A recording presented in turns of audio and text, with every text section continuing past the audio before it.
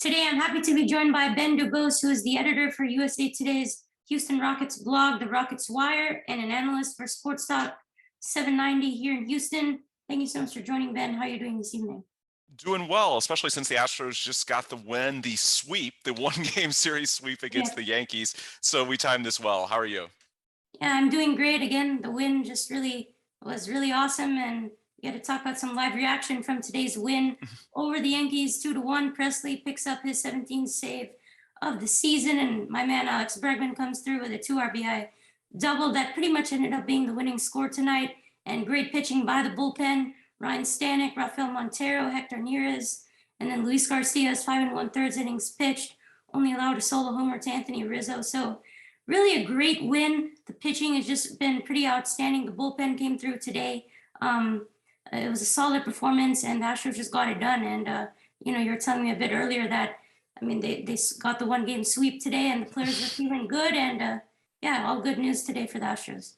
Yeah, absolutely. I do think, regardless of what they say, I know that clubhouse has been there, done that when it comes to big games, but having this 9-game gauntlet against the Mets and the Yankees and going 7-2, and really the 2 losses were easily preventable. They didn't trail for a single pitch in those games, and one of them was just the worst outing of Ryan Presley's career, arguably. I don't think that's going to be repeated. And then the loss on Sunday was the one in which all 3 of their top relievers were down. So there's some pretty obvious circumstances to the 2 losses out of the 9 that they had, and otherwise, even if we take out those circumstances, 7-2 against the 2 teams that entered this stretch with the best records in baseball is really, really encouraging. I think, in the Yankees case, regardless of what they say, there is some mental baggage from losing to the Astros in the 2015, 2017, and 2019 postseasons. Doesn't matter how many wins they rack up this season. I do think there's going to be some nerves if these 2 teams play in October and the Yankees see,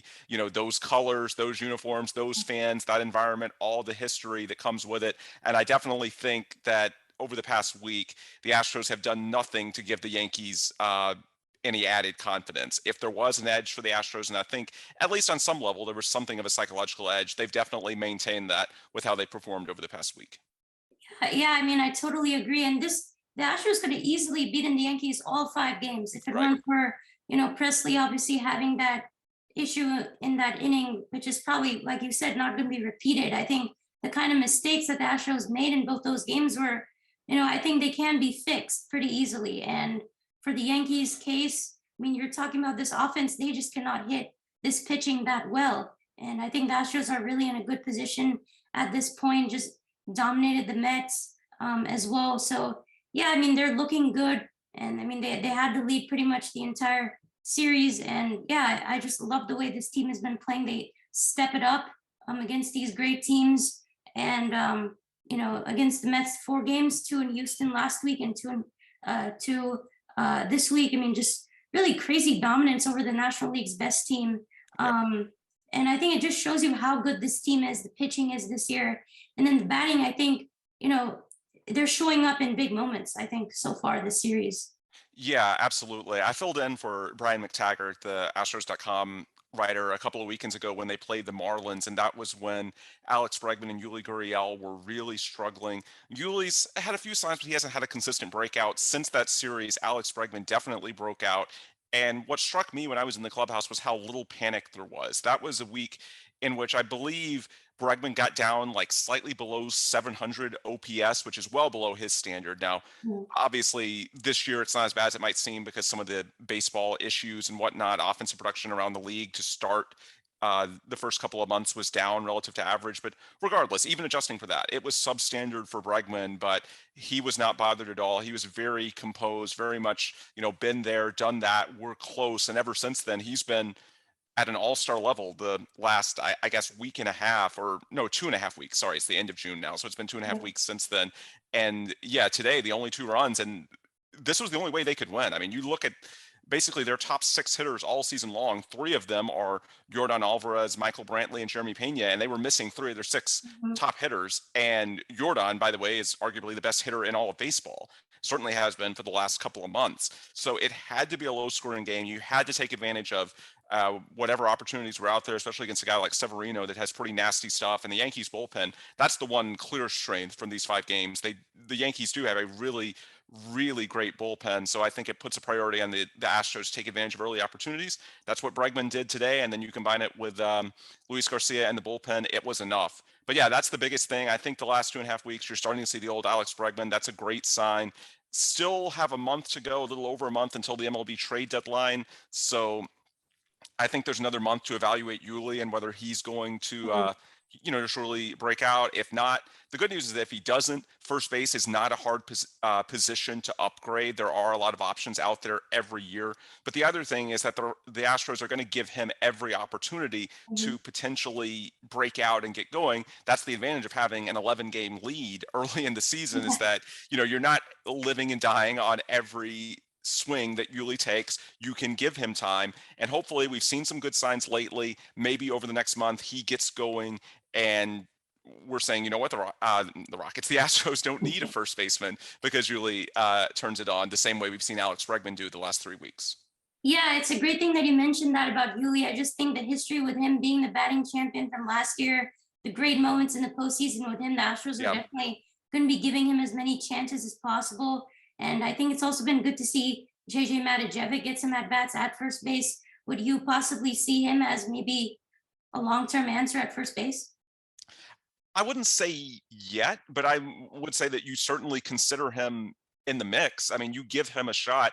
I think with Yuli, everything is year by year. And for all the complaints that you can throw out about the Astros not investing long term and guys like George Springer and Carlos Correa, they actually have done a pretty good job of keeping their veterans, which of course the veterans are more likely to sign on short-term deals. So you can play it year to year with guys like Yuli, whose contract is up after this season. I think and hope the same will apply with Michael Brantley. We saw it this past offseason with Justin Verlander. The Astros are not afraid to bid high in terms of average annual value. They just don't want to commit that many super long-term deals. And so what that means for first base, like let's be optimistic and say that Yuli does figure it out in the next month. And I think that's possible. We've seen him having some better at bats, some better swings lately. Then I think there's a good scenario that you give him another 1-year deal, you keep him around. But then if that's the case, then you need a guy like JJ, because one of these years father time actually is going to take an effect that is more permanent, the same way we've seen happen with even Albert Pujols for that matter. Hopefully that's not happening now with Yuli. I hope this is somewhat flukish, but if it is, it's very important. If you're going to keep having these older guys like Yuli under contract, then it's nice to have someone like JJ that's a nice hedge, because if and when that year comes along that Yuli doesn't bounce back for age reasons, then it's really nice to have someone internal that you can conceivably plug into that spot. Yeah, I think that's a really great take there. And Yuli hit a home run against the Mets in Citi Field, so he's looking a little bit better. And I just hope that he can make that comeback just like Alex Bregman did today. And Alex's swing looks a whole lot better now. I think he's batting close to 400 in the last dozen games. So he's looking really good. And really the main takeaway for me from this Mirror Gauntlet is kind of like the pitching for this team. I mean, to take pretty much 43 innings, only giving up 5 runs from Fromber, Justin Verlander, Christian Javier, Jose Urquidy, basically that entire road trip through the Bronx and Queens. I think the Astros did an amazing job in their pitching. Really one of the best in baseball, probably the most deepest pitching staff in the MLB right now, I would say. They've been the strong point this season for Houston. But what do you think has really been the main difference from last season to this season in terms of like how the pitching has improved? I would say just overall the depth. I think this past season they could not figure out how to use Christian Javier. They tried him as a long man in the bullpen, but the problem with having a guy like Javier and saying that you're going to put him in a bullpen role is that, or a multi-inning bullpen role, is that inherently that skews to games in which your starter struggles and you're down, say, 6-1 in the 4th or 5th inning. And the problem with that is that all innings are not created the same. Those are very low leverage innings. And so unfortunately, you're sort of burning one of your better pitchers in Javier in situations in a game that you're probably going to lose anyway. because that's the type of situation where you're probably going to pull your starter early. So this year, some of it has not been by design. Obviously, Lance McCullers has yet to pitch this year. Jake Odorizzi has not pitched since the incident in Boston, although he is getting closer. But I do think that you're seeing, a big story. Javier's breakout, his ERA is under 3. I believe his batting average against is lower than even Verlander. I want to say it's 188 after the 7 no-hit innings in Yankee Stadium. And so he's a guy, when he's right, he is one of the top 3 or 4 arms that they have, period. Fromber continues to take the next step every year. I think a lot of it for him has been sort of just psychology, maturity, and, keeping composure when things go poorly. And right now, the depth is such that even though the offense has clearly taken a step back from a year ago when they were the best in baseball, they're pretty much right on the pace in terms of their record from a year ago. And of course, they have a much bigger lead in the division, but the much bigger lead is because the A's have sold off and are not a threat anymore.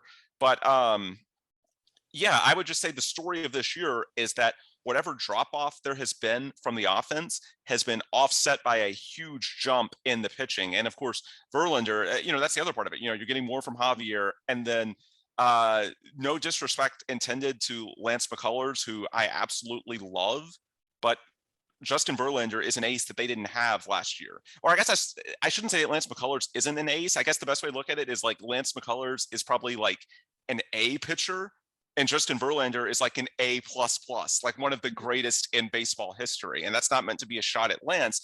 It's just, if we're looking at a 1-for-1, then Verlander, he's better than Lance, and Verlander's pretty much better than everybody. That's just the reality. And then hopefully by the time you get to the playoffs, you're going to have Lance back. And then Lance as a number 2 would just be absolutely phenomenal if you throw him in this rotation and then have some combination of Fromber, Christian Javier, and Luis Garcia, who was very strong tonight, as your options after those top 3. But I would just say the story so far is that they're getting more high leverage innings out of their pitching. I would also say the bullpen, Presley has gotten back to his 2021 form lately, which is great to see. That 1 inning in Yankee Stadium excluded. But Ryan Stanek and Rafael Montero, that's something that they really did not have, that elite performance in the 7th, 8th, even the 6th innings, because Hector Neris has had a pretty good year too. That's something they really didn't have last year. Even Kendall Graveman, they made that trade at the deadline, which means they only had 2 regular season months, but he was a bit hit or miss, especially against lefties when he was in Houston. So I would say the bullpen is a lot deeper. The starting rotation is clearly deeper. And that's pretty amazing when you consider that Lance McCullers has not even thrown a pitch yet.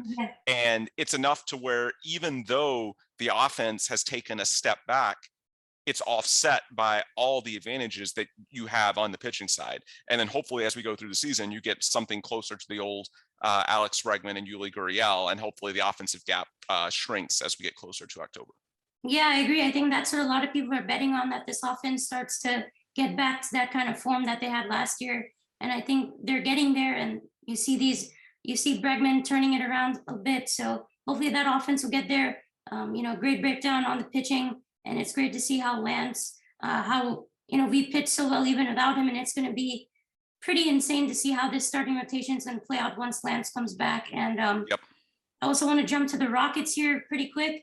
I would say that James Harden trade really couldn't have gone any better for the Houston Rockets, especially the news today with KD asking for a trade.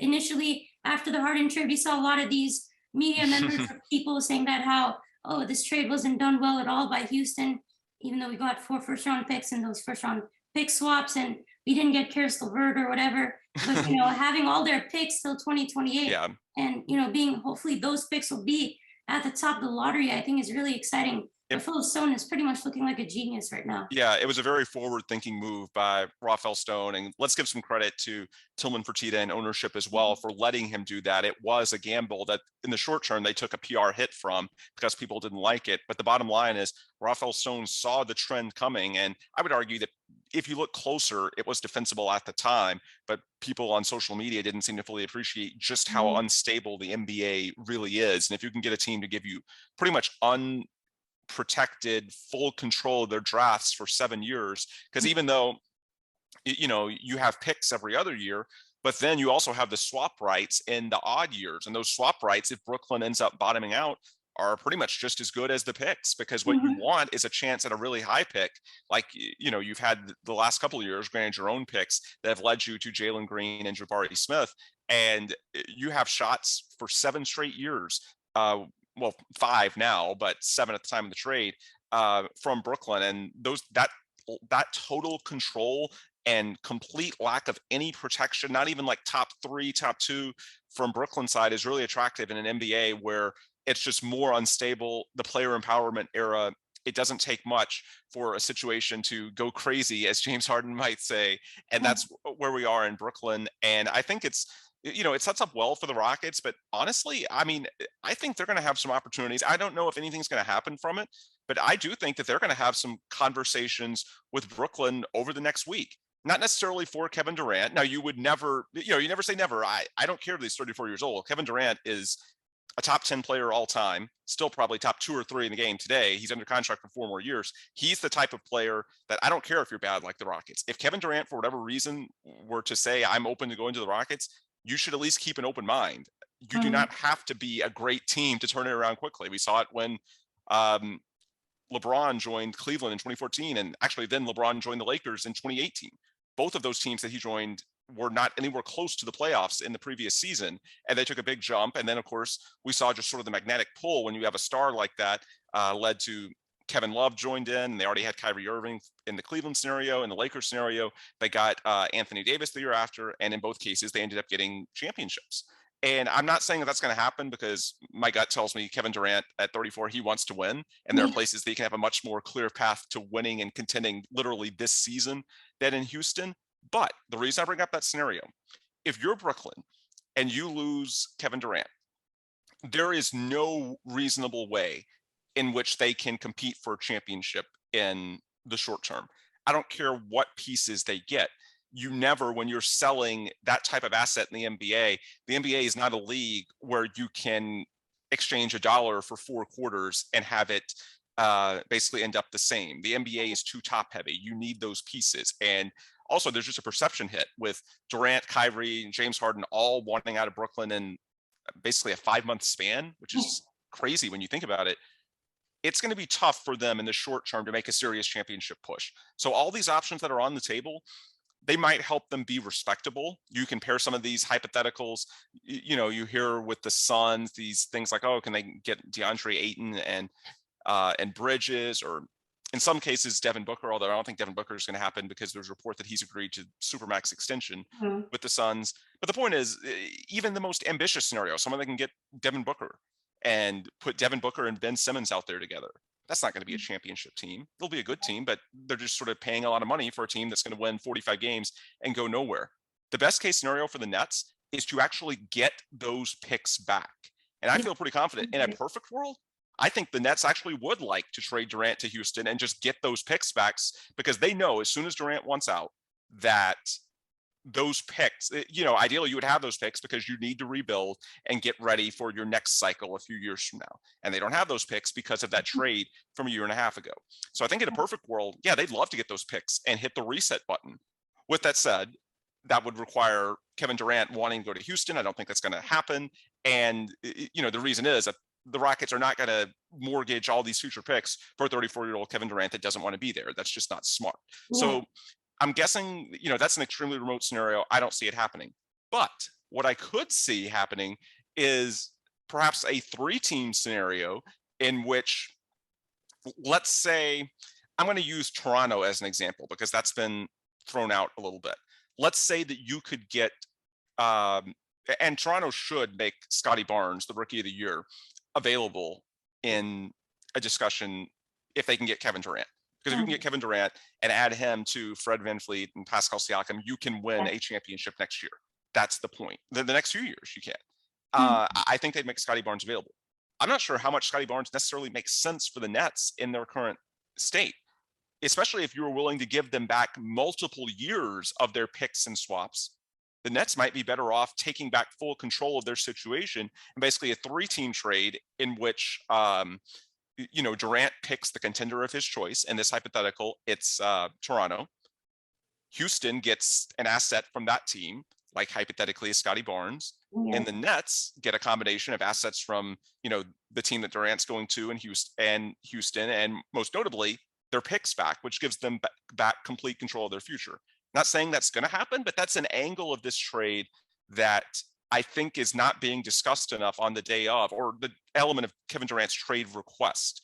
I think the Nets will be extremely incentivized, if at all possible, to try and get those picks back, or at least some of them back from the Rockets, to give them back some control, so that, if everything goes haywire the way it currently is in Brooklyn, then that downside scenario is mitigated. So I don't know if that's going to happen. The bottom line is, even if it doesn't, just simply Durant wanting out is good for the Rockets, because that firmly shuts the door on the Nets being a contender. But there might be an even bigger opportunity than that. There might be an opportunity for the Rockets to actually get involved, probably not directly for KD, probably more likely as like a third team facilitator, but a way to get something in the short term out of it too. Yeah, that was the point I was actually going to make, that Brooklyn, honestly, they would love to get those picks back, preferably for them. But, KD, like you said, isn't going to want to come to Houston. I think Houston also would prefer that on their end too. But yeah, I mean, Brooklyn's still taking a huge L, even if they try and get those picks back. For sure. Because, I mean, it's just been not turning out too good for them, for the Nets. And, Rafael Stone, I love him as GM. I think the Rockets have made all the right moves under his leadership. And, especially this past draft, it was an A+ for me. I thought it was a dream come true. Personally, I was going crazy that they got Jabari Smith at number 3. He was always the guy that I wanted. I know a lot of Rockets fans love Paulo Banchero. And, he's great as well. But I think Jabari was obviously the best fit for the team, in my opinion, the best player, because of what he brings on the defensive side of the ball as well. So was he the guy you always wanted as well? I went back and forth. I do think that all of those top 3 guys, Jabari, Chet, and Paolo, bring their own skill sets. I actually had Chet at the top just because of his two-way play, and what if he pans out, the upside there, because of his incredible length and rim protection, along with versatility to defend in the perimeter on switches, is a very unique toolbox. But honestly, I've come around on Jabari a lot. Like, I understand the appeal of Paolo, because when you have someone of his size that has that type of playmaking and passing, there's a ton of things that you can do with that. But with Jabari having that ability to shoot out to 25 plus feet, that type of form, that type of defensive versatility, the thing that's made me really come around about Jabari, and I'll be honest, I didn't even think that much about Jabari in the month leading up to the draft, because there was no way, according to any of the draft experts, that he was going to be there. Yeah. And I didn't think the Rockets were going to be interested in trading up. I knew that they saw these 3 in close enough proximity that it wasn't going to be worth it to them to mortgage a ton to move up in the order.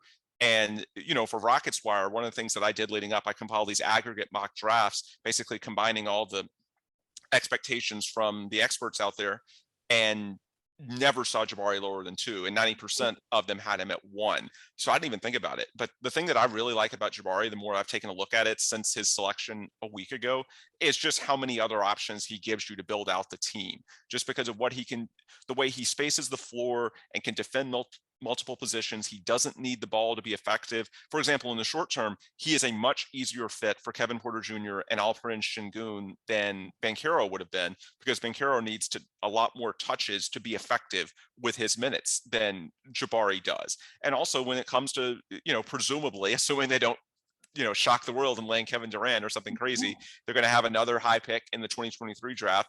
Not because I'm negative about the team. No, they're just that young, and it's going to take them more than 1 year, especially Jabari Smith's rookie year, to make a climb up the standings.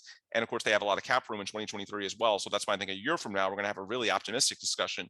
But in the short term, yeah, they're going to get another high pick in all likelihood next year. And it gives you so many more options to build out your roster, because since Jabari doesn't need he doesn't need those types of touches, and there's so many different ways you can play him, then it allows you to unlock so much more in terms of what you have at the rest of your positions. Because KPJ and Alperen Sengun, they ideally need a decent bit of touches to succeed. Well, now they can get that. They can create a bit more. And you don't have to worry about in the draft next year, well, do I want a shooting guard? Do I want a small forward? Do I want, a certain position? No, because Jabari is so versatile that you have a lot of different options. And so that's why I've come around. I don't know that Jabari necessarily has the highest ceiling, of those three guys, but it's not just about, and this is where I think a lot of analysis goes astray. It's not just about that one pick or one player by himself. It's about putting together a puzzle. That's what the Right. Rockets are trying to do, to eventually build a championship contender in a few years. And the bottom line is that because of the diversity of Jabari's toolbox, there are so many other things that you can do with those positions next to him. It just gives them a ton more options, in my opinion.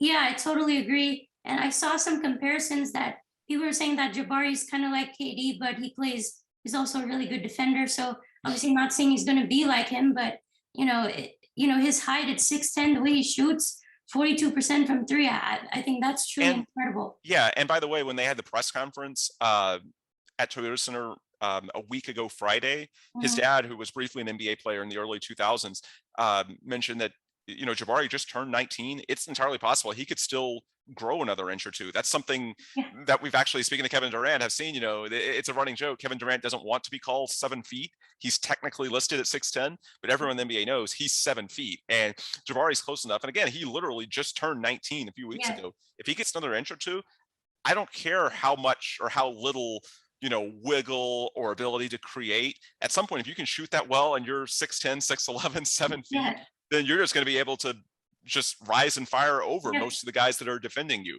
So yeah, that's another thing, is that he's the youngest of the three too. So physically, he might even have a bit more room to grow than the other two. Yeah, I think the benefits are all across the board for Houston. And obviously today we had the news that Jay Tate really happy that he re-signed with us today on a 3-year, $22.1 million deal. So would you say he would be the starting small forward for this team, or would it be kind of like a guy like Usman Garuba would take that jump? I think as of now, I think it's still going to be Eric Gordon, simply Okay. because if he is under contract, then it's pretty clear, because the Rockets have had opportunities to trade Gordon at the deadline and leading up to the Mhm. draft. They haven't done it. And I just don't think, if the Rockets are turning down first round pick offers for Eric, I don't think they're only going to play him like 15, 20 minutes per game. I think if he's under contract, then it tells you they value him at a high level. And of course, his Yeah. floor spacing, his defense, they do think that helps guys like KPJ and Jalen Green to have more driving lanes. So I think I would caution everyone that even though it's tempting to say play the young guys, if Eric Gordon is on the roster, then expect him to start. Now, granted, we know Gordon at his age, he doesn't typically play back-to-backs. They give him maintenance Mhm. games. So in that case, Jayshawn Tate would be the sixth man. And in the maintenance games, Jayshawn Tate would start anyway. So he'd basically be like a sixth starter, you might as well call it. Okay. But if Gordon's traded, I think there's a pretty good chance, because obviously, like, a lot of teams are going for it. I think in the wake of the KD news, there's going to be even more sort of upheaval around the NBA, and a guy like Eric that's on a reasonable contract, then yeah, I think Jayshawn starts. And he's another guy that could benefit from Jabari, because the one limitation to Jayshawn Tate, he does so many great things defensively. He's good at handling the ball. He's great as far as his leadership. The one weakness is the jump shot, which through 2 seasons with the Rockets, he shot just 31% on threes. Well, all of a sudden, the floor spacing is not as big of a concern if you're starting a guy next to him like Jabari Smith that can conceivably Yeah. shoot 40% on 3-pointers. So my guess is that at some point, Jayshawn Tate is going to be your consistent starter at the three next to Jabari. It's just a matter of, is it day one, or do you wait until, say, closer to the trade deadline, if that's the time that Eric Gordon is dealt? But yeah, I think Jayshawn's going to be the starter, and I think he can play well and flourish next to Jabari. I think that's a much better pairing for him than Paolo, because Paolo shot just 33% on college threes a year ago, which is really not that good. And that's a much Yeah. shorter 3-point line. There's some people that think that he'll shoot better at the NBA, but to this point, he hasn't shown it. And so it's a big question. And yeah, Tate at his value, like, it's a bit of a, what they end up doing with him is getting him a raise a year early, because in this market, the Gilbert Arenas rule, basically, because he only played 2 years, he can't get more than the non-taxpayer mid-level exception. And from a more practical standpoint, just fewer NBA teams have salary cap space this summer than next summer. So the bottom line is, he did not, Tate that is, have the leverage to go out and really get a much better deal. So that's why the Rockets got a pretty friendly 3 years, $22 million, about $7 million a year, which is honestly pretty reasonable when you compare it to a lot of the deals being handed out today. I mean, Lou Dort got nearly $90 million over 5 years. And, I don't think Tate is that far off Mhm. uh, in terms of his production. So yeah, I think it's a good deal for Rafael Stone. I think they basically made a calculated gamble that, hey, the 2022 market is going to be more friendly to us than what the 2023 would have been if we let Tate play out his initial contract and did this a year from now.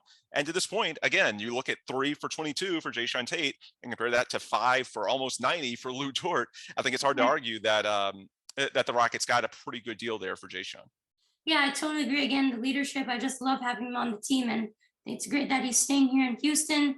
And, Eric Gordon going to Philadelphia was kind of like the rumors. The Yeah. Philadelphia Rockets is kind of like what's trending right now because of, PJ Tucker, Daniel House going there. So even Trevelyan Queen. Yeah, I heard about that too. It's Yeah. wild. Yeah.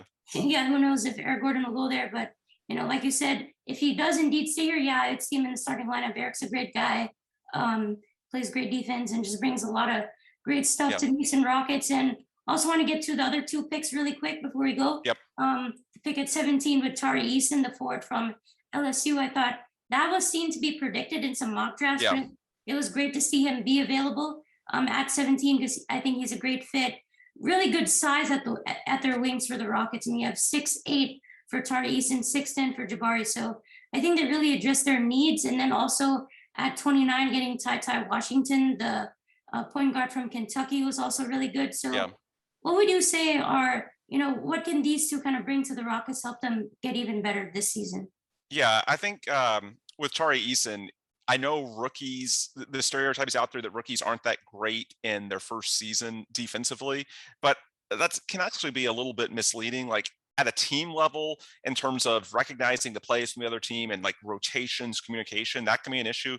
But look at the last 2 years. Look at Herb Jones with the Pelicans. Look at Jayshawn Tate with the Rockets 2 years ago. Those are guys that came in and immediately made a very positive impact on defense. And in the case of Eason from LSU and Jabari out of Auburn, they played very high level college basketball, high intensity games. I think they can help the Rockets. They're just going to be a lot longer, a lot more athletic defensively this year. And even if they're young, even if they're a little bit raw, then I think they'll just have more tools for Stephen Silas to work with. Because I think that's honestly the Stephen Silas factor to me is the most underrated for the Rockets going into next season. Because like most coaches, he signed a 4-year contract in 2020 when he joined the Rockets. The last 2 seasons, the first 2 for Silas, he's had the worst record in the NBA. Not his fault at all. The team fell out from under him. But with that said, you extremely rarely see a coach go into his lame duck season undecided. Basically, after year 3, you decide, are you going to give him an extension or do you want to move on? And I think in this case, I forgot who reported it. I think it was I want to say it was Kelly Eco, that not all of Silas's money in year 4 is fully guaranteed anyway. So the bottom line is they're in a unique spot in which you can't blame Silas for the record, yet you do want to decide by the end of next year, is he the guy? Because you have to decide if he's worthy of investing for the next few years when you're actually trying to contend, or if you look elsewhere on the market. And one of the real things, you look at Silas's background, you look at his work with specifically the Mavs right before he came to the Rockets and what he did with Luka and the most efficient offense in NBA history. He can coach offense. The questions with Steven are on the defensive side of the ball primarily, and they were the worst team in the league last season. And we've already heard from Steven multiple times in the offseason, speaking to those of us in the media, that that's a real priority for them to get better.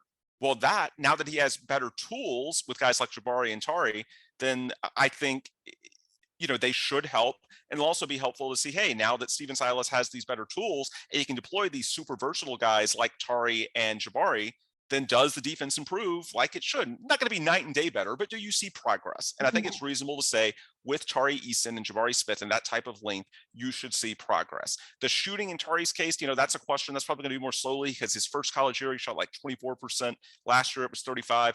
But defensively, he should provide you with his motor, just some high intensity and length and versatility.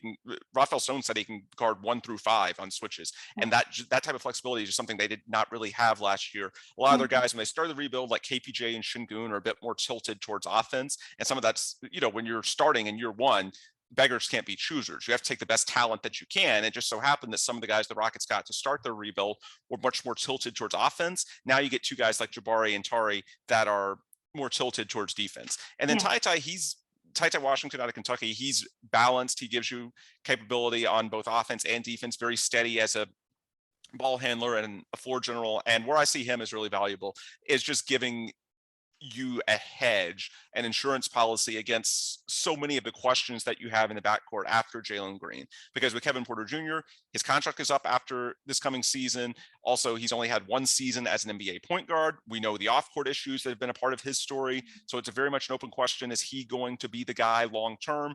Daishen Nix, they like him, what he did in the G League last year, but again, he was undrafted. You can't say for sure that he's going to hit. Even Josh Christopher, who we saw good things with, he was their last of the 4 first-round picks a year ago. That's certainly not a given. And so it's one of those things, even if you feel good about KPJ, Nix, and Josh Christopher, even if you say, hey, I feel 70% confident that all of these guys are going to work out, okay, well, you add 30% chances together, and all of a sudden the odds are much more than just 30% that one of those guys is not going to pan out. And to me, that's where Ty, it's hard for the Rockets because they have a full roster already to take 3 rookies. But I think they did it because I look at Ty. He has a ton of pedigree coming from Kentucky, a lot of really good experience at a high level. He kind of has a high floor. That's what Jabari, Tari, and Ty, they all had fairly high floors. I don't think any of them were likely to totally bust. And so I think that's a really useful insurance policy in a backcourt that really outside of Jalen Green has a lot of guys that you want to believe in, but none outside of Jalen that you can say, hey, 100%, I know that's going to work out. Yeah, it's always great to have more guys back there. And I think the Rockets made all 3 great picks. And it was great to see the Astros win today without Uncle Mike and without the best hitter in baseball, Yoran Alvarez and JP3. So, sports are looking good for Houston so far. And anyway, Ben, I really appreciate the time tonight on short notice. Thank you so much. I really enjoyed talking with you, and thanks for all the support. Yeah, absolutely. Glad to finally talk to you. I've been thrilled seeing your rise the last few months, and so happy that you got that Chronicle article framed, in which I believe it was Chandler that gave you credit for the McCullers scoop, right? Yeah, that was Chandler. So that was awesome. Yeah, so happy for you. You deserve it. Good things in the future, and let me know if I can help with anything, man. Yeah, I really appreciate it. Thank you so much. You have a good night.